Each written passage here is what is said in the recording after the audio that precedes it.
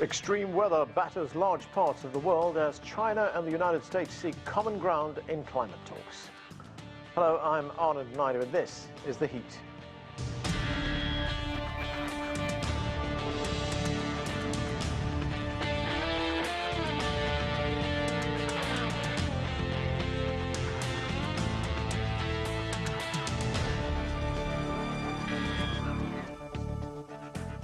Record rain and flooding wreaked havoc from Pennsylvania to New York here in the United States. The deluge occurred days after Hurricane Ida devastated portions of Louisiana in what climate scientists say is yet another example of climate change. The extreme weather underscored the urgency for global cooperation as U.S. climate envoy John Kerry was in China for talks. CGTN's Yuting has more in this report. Chinese Vice Premier Han Zheng has held talks with John Kerry, visiting U.S. Special Presidential Envoy for Climate. Han Zheng said China-U.S. cooperation on climate must be based on the foundations of the Paris Agreement. Han emphasized that addressing climate change is an important part of China-U.S. cooperation, which must be based on trust. Noting China's goal of having carbon dioxide emissions peak before 2030 and achieving carbon neutrality before 2060, he said China has always delivered on its words in addressing climate change.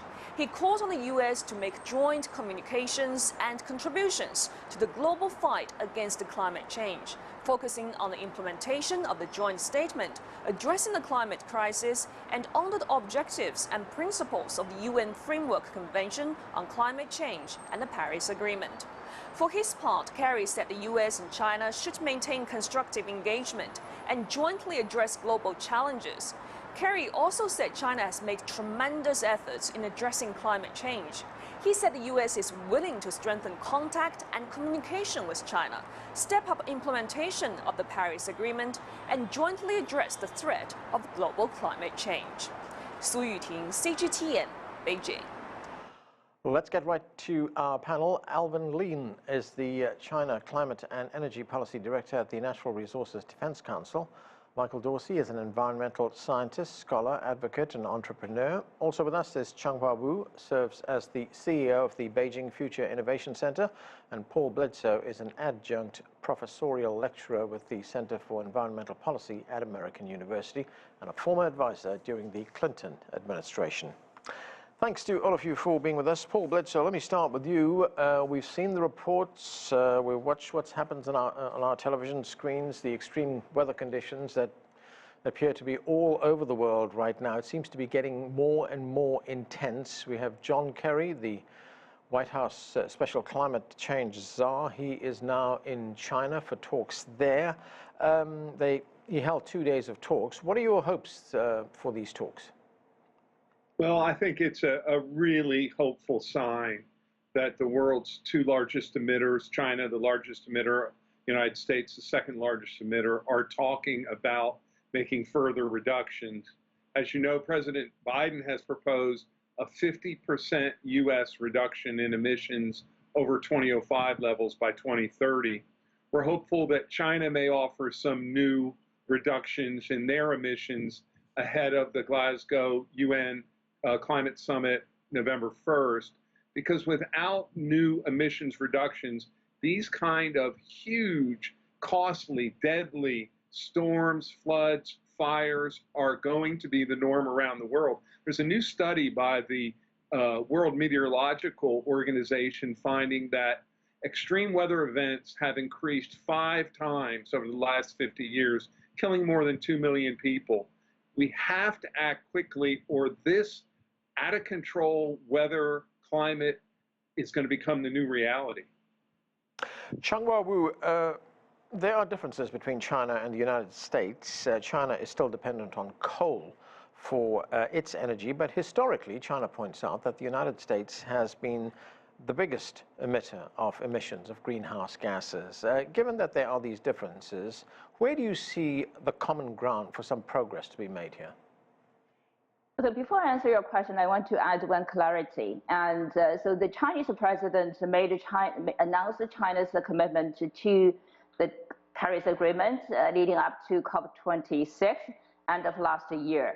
That was before the new Biden administration took office. So the U.S. actually government announced, announced coming back to the Paris Agreement, and then of course later in April announced its own commitment actually to the Paris Agreement. So I just want to make sure it's not like the U.S. has made the commitment and China hasn't. China made the commitment, actually put the commitments on the table way before that.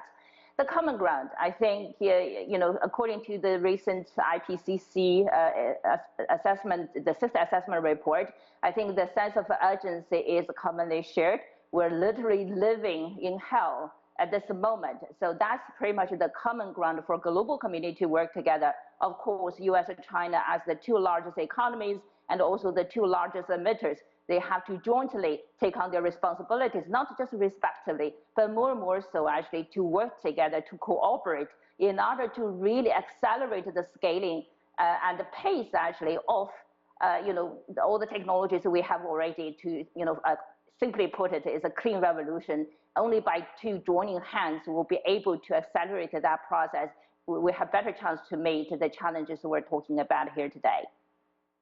Michael Dorsey, the signatories to the Paris Accord are seeking to limit global warming this century to no more than 1.5 degrees Celsius or 2.7 degrees Fahrenheit. That's above the pre-industrial levels. Do you believe at this stage that that can be achieved? Well, look, what we know is that the entire world is not on course. I think it is a good step, as Mr. Bledsoe was saying, that the G2, as it were, the two largest emitters on the planet, had a chance to sit down. They did so quite literally while people were drowning in their basements in New York and losing their lives across the country here and experiencing not a coming problem, but really the established new normal.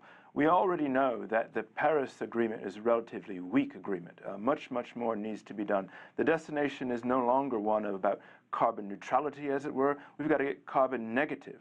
The framework that we set out in Paris is not sufficient to tackle and really get out ahead of this unfolding crisis, which is absolutely upon us. Paul knows this. Folks at NRDC know this. They were there with myself and others in Paris. We've got to do much more than what's happening now. And this sort of fishing around and bumbling about, sort of dithering, literally while people were drowning in their basements just last night in New York City, is really insufficient, and much more needs to be done. They've got to be much more aggressive than they are. Not just the US, not just China, but other countries like Japan. Mr. Kerry was in Japan before he got to China, the 5th largest emitter. Much more has to be done. It has to be done urgently and with sufficient fit for scale and purpose, which is lacking presently.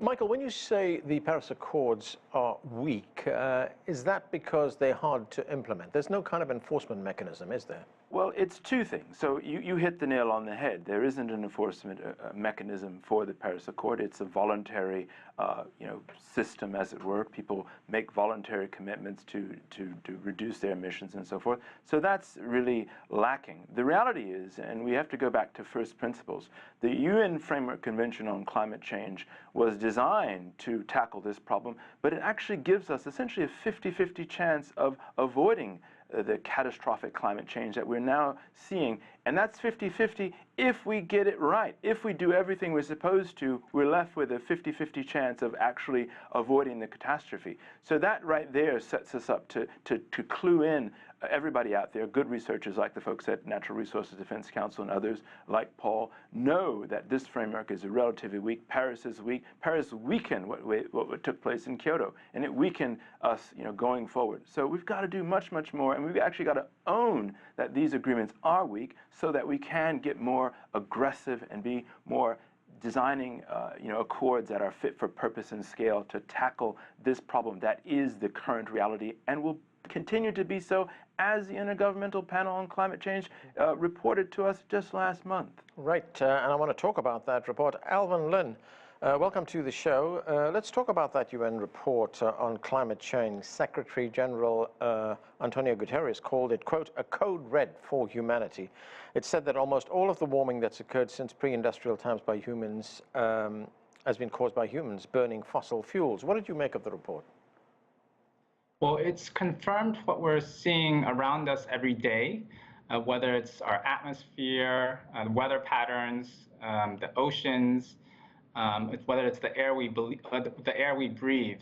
It's really confirmed that climate change is here, it's happening, and we really need to find the urgency to deal with it in a way that's appropriate. And so, I think that China and the U.S.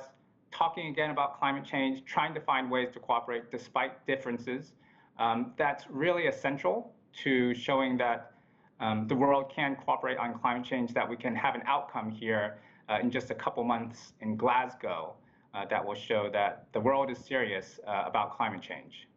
That's right. We have that big conference coming up in Glasgow in November, known as COP26. Paul Bledsoe, what do you make of the Paris Accords and the lack of an enforcement mechanism in it? I mean, if we look at the situation now, this is several years later, and you worked at all levels of this, on the scientific level, at the political level as well. I mean, is there the political will around the world to recognize how serious this issue is and to act upon it?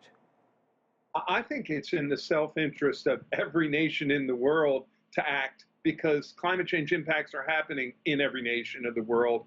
They're devastating not only average citizens, but they're hurting our GDP and our economy already. So I don't think we need some external enforcement mechanism. First of all, we need to be cutting emissions dramatically this decade. We can't wait for negotiations that may take another 10 years.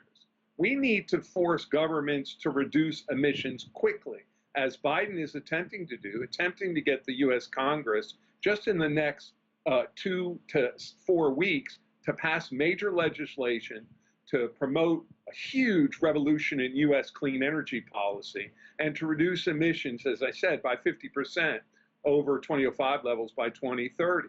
I agree that we need to help China do the same thing. Ultimately, we are all in this together. We need the largest emitters like China and the U.S.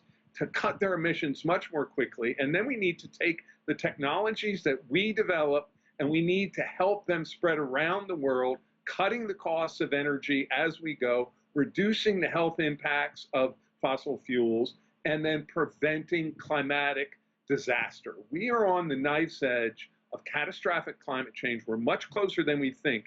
It's in every nation's interest to act themselves. We don't anymore need an artificial enforcement mechanism. We have one, and it's called Mother Nature and the weather that we're enduring now. Changhua, we are seeing extreme weather conditions around the world, and we're seeing it get more intense, as I said. From central China to Western Europe, we're seeing flash floods there. Make the connection for us. Why is this getting more frequent and more intense right now? Sure. According to the scientific study, this is still we're trying to figure out to learn more, on a daily basis there, particularly based on scientific observations there. The global warming, the biggest consequence actually of global warming is the disruption of the water cycle of the Earth, of the planet, right?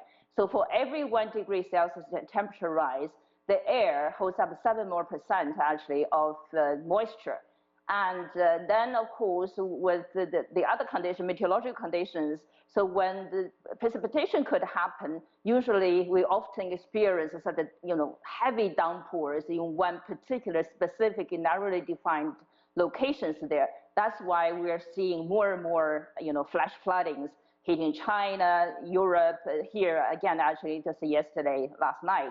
It's devastating to see the northwest of China, the northwest U.S. is experiencing that as well. So in a nutshell, I think the conclusion, particularly from the IPCC scientific report, the conclusion or the connection is very, very clear. Basis in global warming because of greenhouse gas emissions into the atmosphere. So we're definitely warming up the planet. And one major consequences actually is a disruption, abnormality of water cycle. And that's why we are experiencing more like flash flooding.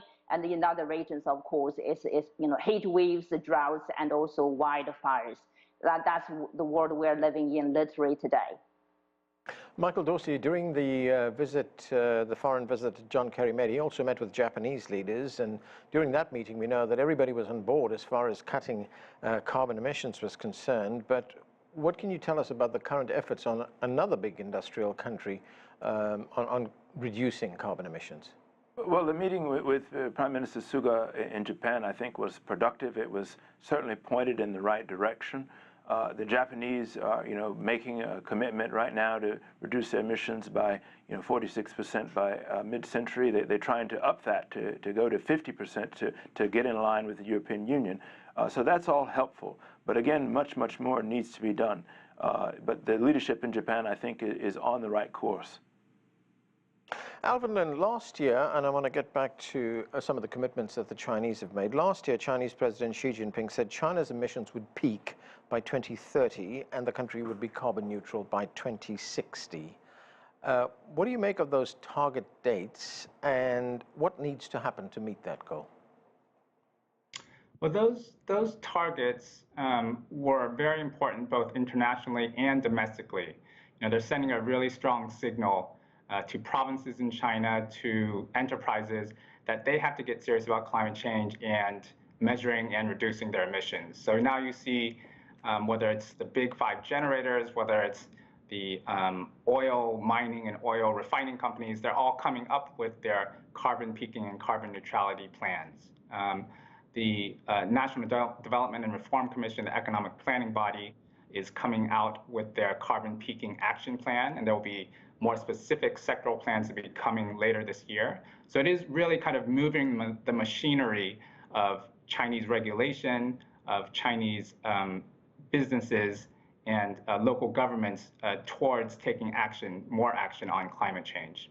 Changhua, what can you tell us about China meeting these targets that it has set? I mean, we know the country has moved pretty vigorously into green industries, but what more needs to be done?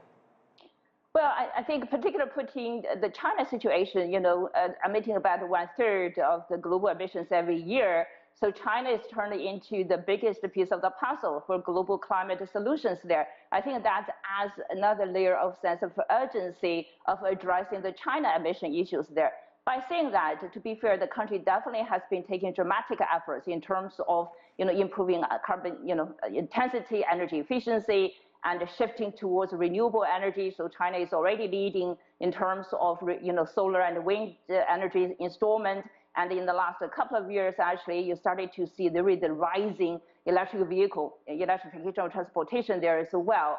So with all the fascinating trends like moving forward, somehow, when we add up all these things together, it's still not adequate, particularly because of the coal situation, right? We have about 60% of the energy still relies on coal. I think that remains probably one big piece of the puzzle that the country needs to figure out how to address that as possible. But in the meantime, hopefully through international cooperation, more efforts will be geared towards supporting or working with China to address that. And a series of policy instruments already put together. So China just a couple of months ago officially launched a national electricity carbon market. So we are deploying a market-based instrument to do that. If you look at the steel sector, which accounts about 15% of China's total emissions there, is being forced actually to not only peaking its production, but also to reduce as much as possible this year. So we'll see. So far, as I said, efforts all exciting, but somehow the numbers at the end of the day still remains a daunting challenge. Paul Bledsoe, let's turn to the United States. I mean, we just saw the remnants of Hurricane Ida and what it did in New York and other places in the Northeast, record rain, flooding in large parts of the region. President Biden has been talking about this. Let's listen to part of what he had to say. The past few days of Hurricane Ida and the wildfires in the West and the unprecedented flash floods in New York and New Jersey is yet another reminder that these extreme storms and the climate crisis are here. So, Paul, we've also had wildfires in the United States, in Greece, in Turkey, and elsewhere. Is this an urgent call here by President Biden to say we've got to intensify our actions right now? I think it is, and Biden, as I've said, Biden is proposing the most ambitious clean energy revolution anywhere in the world. And Congress is set to act on this just in the next few weeks. Nancy Pelosi, Speaker of the House, has set a deadline by the end of September for the House to pass it, and we're hopeful that the Senate will pass the bill early in October. And this would be transformative, moving the U.S. away from reliance on fossil fuel energy toward clean energy. It's also important to note that the Biden administration is focused on super pollutants. This is things like methane, black carbon, and hydrofluorocarbons. They are crucial in limiting near-term temperatures, those in just the next decade. That's so important because unless we limit near-term temperatures, we're on the precipice of setting off tripping points in the natural system, tipping points in the natural system that will allow things like the Arctic sea ice to disappear, making climate that much harder to control. So yes, we have to lead the clean energy revolution and decarbonize energy, but we also have to cut methane, black carbon, and hydrofluorocarbons to reduce near-term temperatures. We need to act both ways.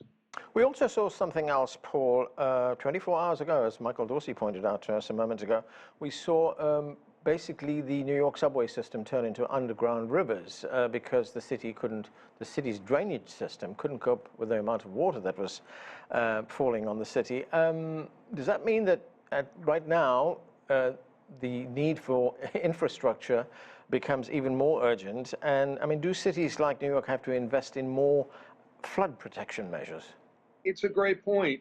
Congress, the Senate has already passed a $600 billion infrastructure package. Now they're headed toward a $3 trillion clean energy package. We need to make these huge new investments. You know, it occurs to me that the video of New Yorkers dying in their subways and those in Beijing and elsewhere in China dying from floods in their subways, that should bring our leaders together.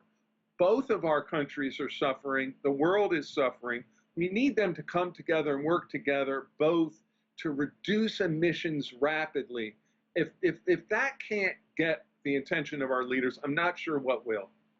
Michael Dorsey, we also heard from that UN report that conditions have now got so extreme that actually that 1.5 degree mark that we were talking about, it's been overshot, that the damage has already been done. But is there time to play catch up, I guess?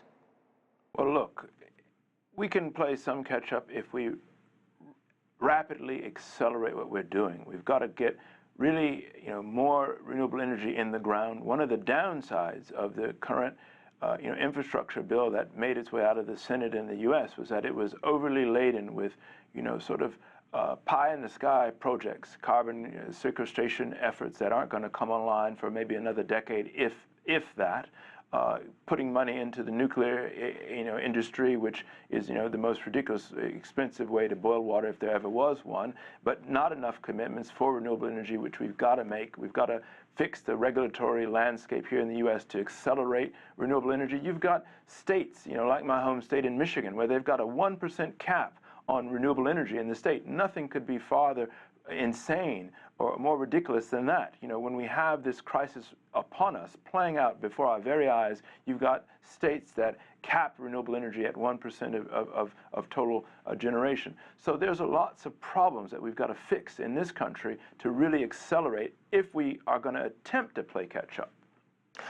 That 1% cap that you talk about, why do these states impose that kind of cap? Are they acting under pressure from fossil fuel energy lobbies? Well, in the case of Michigan, in some fairness to the utilities, they put this in 10 years ago when the prices of renewable energy were 85, 90% higher than they are today. So there was some rhyme and reason for doing it, but it hasn't been fixed, it hasn't been removed from the books in the state of Michigan. And you've got other problems in other states where they don't pay, people that generate energy, they don't receive any money for doing so. You've got a whole sort of I'll call it a policy schizophrenia defines environmental policymaking in this country. As important as it is what the president is leading in terms of setting a big, bold agenda, that agenda is not enough. He's putting the way and setting us on a course for more renewable energy at the same time as he's bringing in fossil fuel lobbyists into the administration. The Secretary of State's Environment Advisor on Energy and Environment is coming from the gas lobby. So we've got a lot of schizophrenia in the policymaking, and it's slowing us down and putting a drag on what needs to go much, much faster. Changhua, we've just got a little bit of time left, but I want to talk about a project that China has embarked on. It's a 40-year project. It's called the Billion Tree Project, otherwise known as the Great Green Wall. It's designed to protect 3 regional areas affected by sandstorms. These are sandstorms that come from the Gobi Desert. The plan is to grow something like 35 million trees by 2050. I mean, that's a forest that's going to be the size of Germany. What can you tell us about this?